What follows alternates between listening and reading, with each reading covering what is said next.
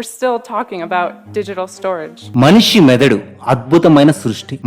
మన మెదడుని కనీసం 1% కూడా వాడడం లేదని శాస్త్రవేత్తలు నిర్ధారించారు కూడా. 1% కన్నా ఎక్కువ మేధాశక్తి వాడిన వారు ప్రపంచంలో అత్యంత మేధావులుగా నిలిచిపోయారు. మన మెదడులో ఉన్న మేధాశక్తి కనీసం 10% వాడినా సుప్రీం పవర్ తో దూసుకెళ్లవచ్చు. కానీ మన మెదడుని వాడడం మానేసాం. ఇదిలా ఉంటే మన మెదడులో ఎంతో జ్ఞానాన్ని, జ్ఞాపకాలని మనం ఇముడ్చుకోగలం. అవసరం వచ్చినప్పుడు ఆ విషయాన్ని బయటకు కూడా పెడుతూ ఉంటాం. మనకి బాగా నచ్చిన విషయాల్ని, బాగా ఆసక్తి కలిగిన విషయాల్ని కొన్నేళ్ల తర్వాత అడిగినా కూడా మనం పూసగుచ్చినట్టు చెప్తుంటాం. ఆ విషయాలన్నీ మన మెదడులో స్టోర్ అయి ఉంటాయి. చిన్నప్పటి నుండి ఎన్నో విషయాలను మనం మెదడులో స్టోరేజ్ చేసి ఉంచుతాం కదా. ఒక పార్క్ వెళ్ళినా, ఏదైనా ఎంటర్టైన్మెంట్ ప్రోగ్రామ్ చూసినా అన్ని గుర్తు పెట్టుకుని ఉంటాం. అయితే మన మెదడులో ఒక సినిమా చూస్తే ఆ సినిమా గుర్తు పెట్టుకుని ఫ్రెండ్స్ తో డిస్కస్ చేస్తాం కదా. అలా కొన్ని సినిమాలు మన మెదడులో ఉండిపోతాయి. అవి మన ఫ్రెండ్స్ తో డిస్కస్ చేస్తాం. ఇప్పుడు అసలు విషయంలోకి వెళ్తే మన మెదడు ఇలా 1-2 సినిమాలే కాదు, ప్రపంచంలో ఉన్న సినిమాలన్నింటినీ స్టోరేజ్ చేసుకోగలవాట. అన్ని పుస్తకాలని స్టోరేజ్ చేసుకోగలవు. అంతేకాదు అప్పటికి ఇంకా చాలా స్పేస్ మన మెదడులో మిగిలి ఉంటుంది. అయితే అలా మన మెదడులో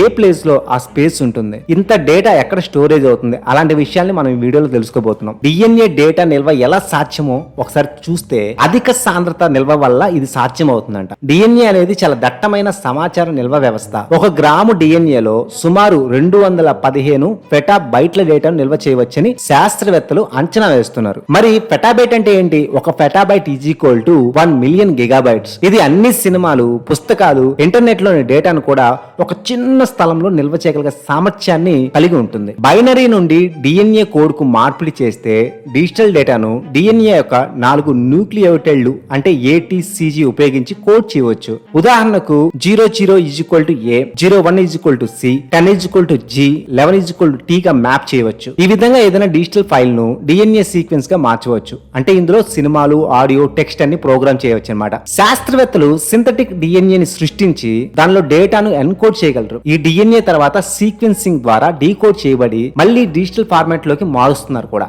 డిఎన్ఏ చాలా స్థిరమైన అణువు. సరైన పరిస్థితుల్లో అంటే చల్లని పొడి వాతావరణంలో డిఎన్ఏ వేల సంవత్సరాల పాటు దెబ్బతినకుండా ఉంటుంది. ఇది సాంప్రదాయ హార్డ్ డ్రైవ్లు, టేప్ నిల్వల కంటే చాలా ఎక్కువ కాలం మన్నికలో ఉంటుంది. ఉదాహరణగా చెప్పాలంటే కొన్ని ప్రయోగాలు ఉన్నాయి. 2012లో హార్వర్డ్ విశ్వవిద్యాలయ శాస్త్రవేత్తలు ఒక పుస్తకాన్ని డిఎన్ఏలో ఎన్కోడ్ చేశారు. దాని తర్వాత 2017లో శాస్త్రవేత్తలు ఒక షార్ట్ ఫిల్మ్ ద్వారా 1990 నాటి మూకీ చిత్రంను డిఎన్ఏలో నిల్వ చేసి దాన్ని సీక్వెన్సింగ్ ద్వారా తిరిగి పొందారు. 2023లో డిఎన్ఏ డేటా నిల్వ సాంకేతికతతో పురోగతి కొనసాగిస్తుందని, అయితే ఇది ఇంకా వాణిజ్యపరంగా విస్తృతంగా అందుబాటులోకి రాలేదు. ఇలా కొన్ని ప్రయోగాలు కూడా చేశారు. ఎందుకు సినిమాలు? ప్రపంచంలోని అన్ని సినిమాలు కూడా డిజిటల్ డేటాగానే ఉంటాయి. ఇవి టెరాబైట్లలో కొలవబడతాయి కూడా. ఉదాహరణకు ఒక హెచ్డి సినిమా సుమారు 5 నుంచి 10 జీబీ స్పేస్ తీసుకుంటుంది. ప్రపంచంలో లక్షల సినిమాలు ఉన్నప్పటికీ వీటిని డిఎన్ఏలో నిల్వ చేయడానికి కావాల్సిన స్థలం చాలా తక్కువ మోతాదులో ఉంటుంది. ఒక చిన్న డిఎన్ఏ శాంపిల్ మైక్రోగ్రాముల్లో ఈ డేటాను సులభంగా నిల్వ చేయగలదు. ప్రస్తుతం డిఎన్ఏ